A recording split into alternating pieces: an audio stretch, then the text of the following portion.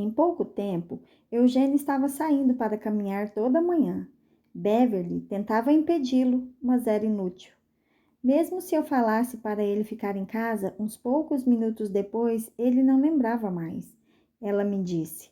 Eu o segui algumas vezes para garantir que ele não ia se perder, mas ele sempre voltava são e salvo. Às vezes voltava com pinhas ou pedras. Uma vez voltou com uma carteira, outra com um cachorrinho. Nunca se lembrava de onde essas coisas tinham vindo. Quando Square e seus assistentes ficaram sabendo dessas caminhadas, começaram a suspeitar que estava acontecendo alguma coisa dentro da cabeça de Eugênio, que não tinha nada a ver com a sua memória consciente. Então, projetaram um experimento. Um assistente de Square visitou a casa um dia e pediu que Eugênio desenhasse um mapa do quarteirão onde morava. Ele não conseguiu. Mas onde a casa dele estava situada na rua? Ela perguntou. Ele desenhou um pouquinho, depois se esqueceu da tarefa.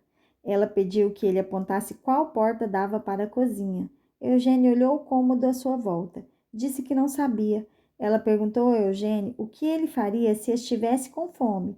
Ele levantou, andou até a cozinha, abriu um armário e tirou um pote de amendoins.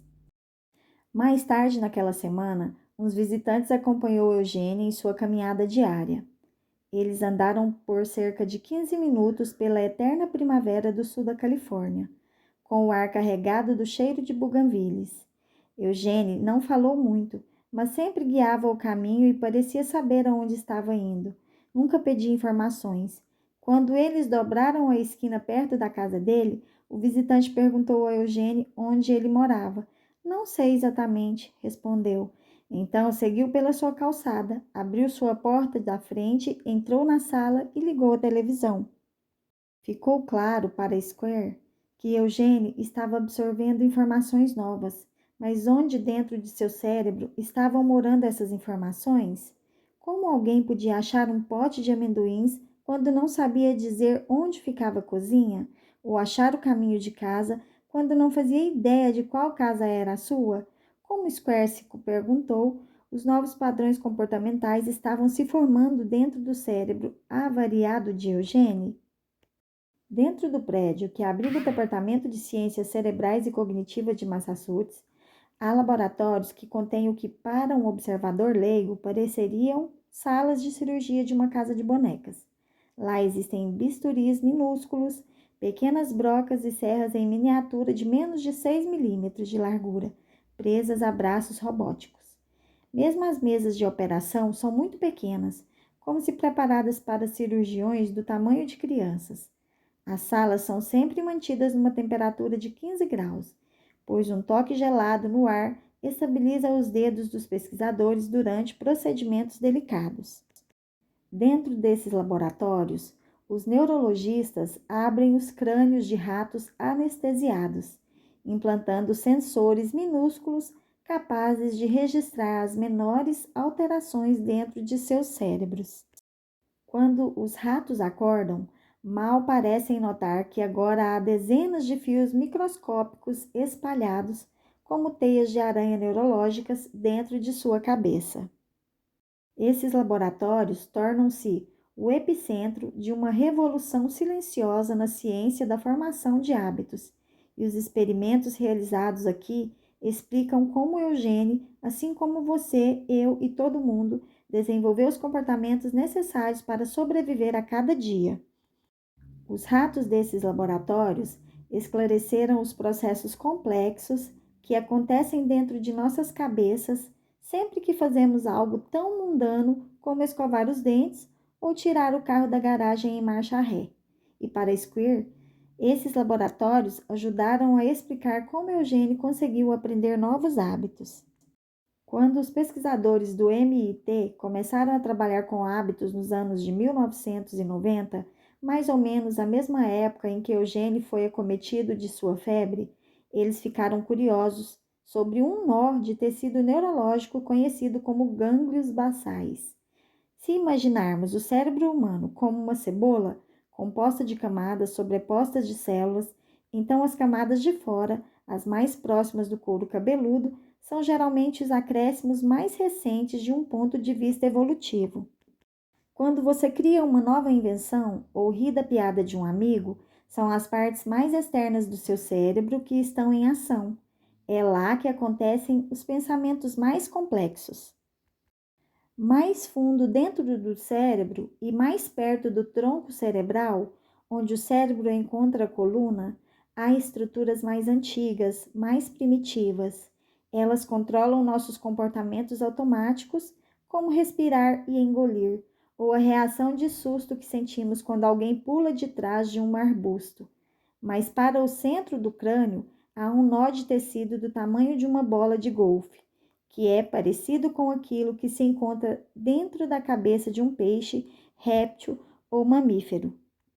Esses são os gânglios basais, um oval de células que, durante anos, os cientistas não entendiam muito bem, a não ser por suspeitas de que ele desempenhava um papel em doenças como o mal de Parkinson. No começo dos anos de 1990, os pesquisadores do MIT começaram a cogitar que os gânglios basais talvez pudessem ser essenciais para os hábitos também.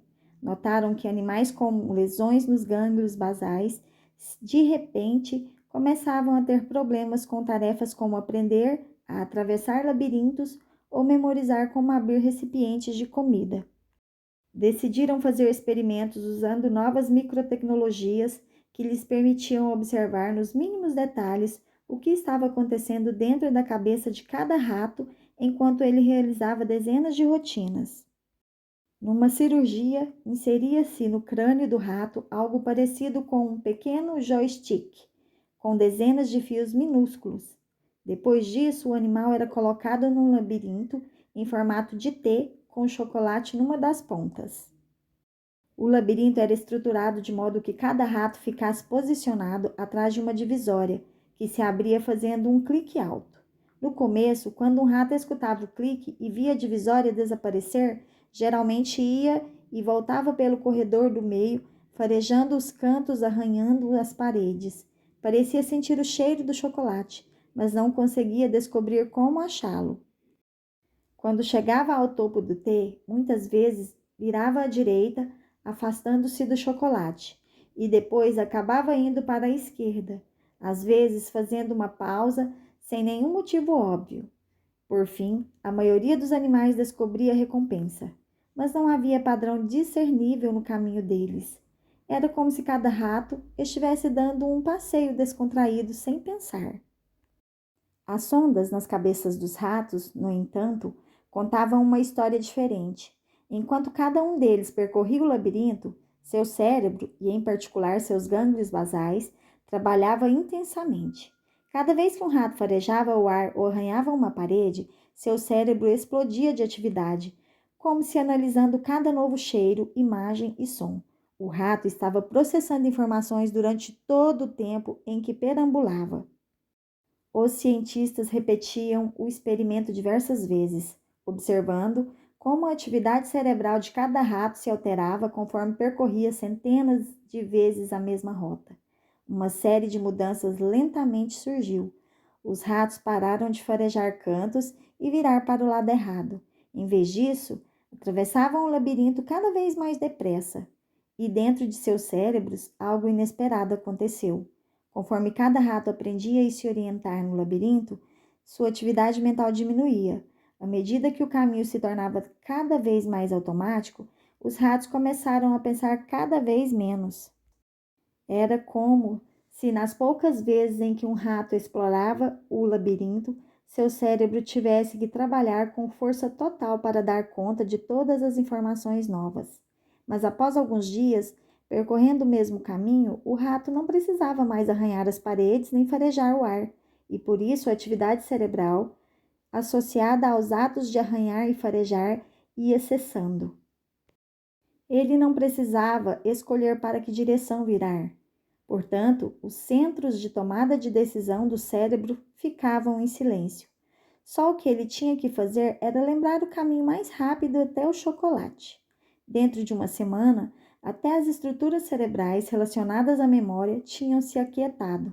O rato havia internalizado como atravessar o labirinto correndo, num tal grau que quase nem precisava pensar.